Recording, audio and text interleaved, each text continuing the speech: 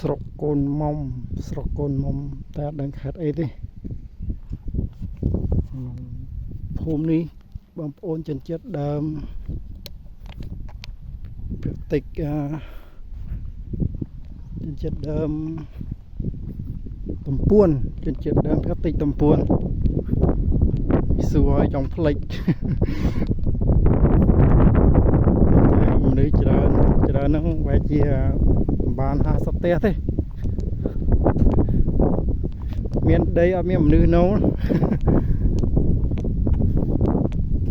ពីភ្នំសិនហ្នឹង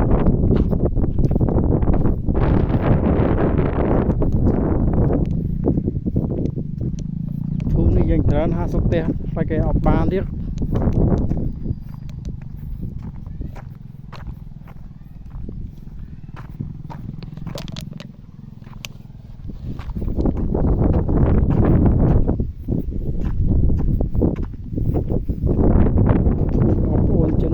ដើមកាតិចតំពួន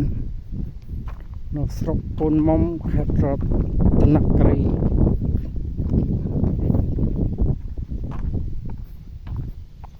អត់កែងទុកមើល